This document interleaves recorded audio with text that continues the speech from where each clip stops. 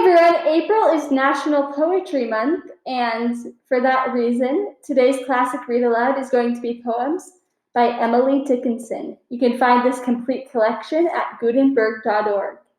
Emily Dickinson was a famous English poet, and a lot of her work was actually published after she passed away. Some of these poems that I'm going to read don't have a title, they just have a number because there wasn't really a title to them. Mother Nature. Nature, the gentlest mother, impatient of no child, the feeblest or the waywardest, her admonition mild.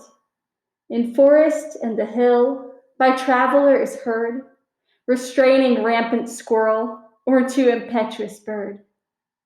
How fair her conversation, a summer afternoon, her household, her assembly, and when the sun goes down, her voice among the aisles incites the timid prayer of the minutest cricket, the most unworthy flower. When all the children sleep, she turns as long away, and will suffice to light her lamps. Then bending from the sky with infinite affection and infiniter care, her golden finger on her lip will silence everywhere. Out of the morning. Will there really be a morning? Is there such a thing as day? Could I see it from the mountains if I were as tall as they? Has it feet like water lilies? Has it feathers like a bird? Is it brought from famous countries of which I've never heard? Oh, some scholar, oh, some sailor, oh, some wise man from the skies, please to tell a little pilgrim where the place called morning lies. 6. The robin. The robin is the one that interrupts the morn with hurried few express reports when March is scarcely on. The robin is the one that overflows the noon with her cherubic quantity in April but begun. The robin is the one that, speechless from her nest, submits that home and certainty and sanctity are best. 7. The butterfly's day. From cocoon forth a butterfly, as lady from her door, emerged a summer afternoon, repairing everywhere, without design that I could trace, except to stray abroad on miscellaneous enterprise the clovers understood.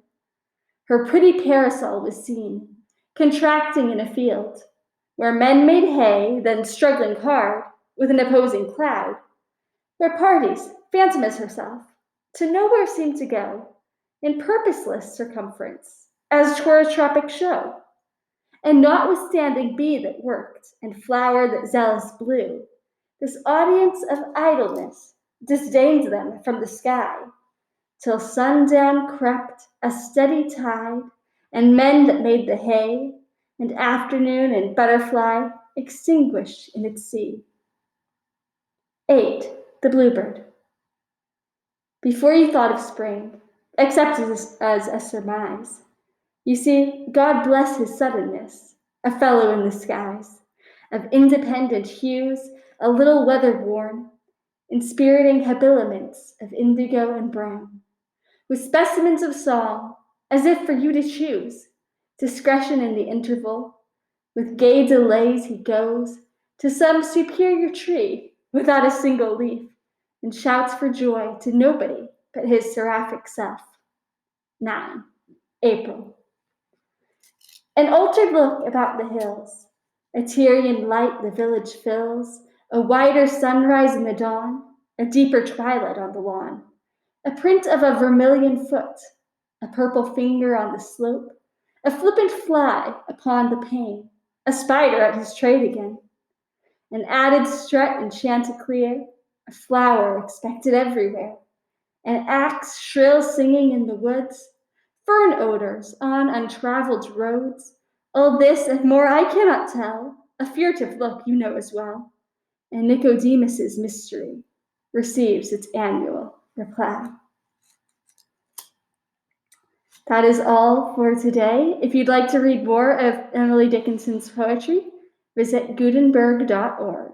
gutenberg.org.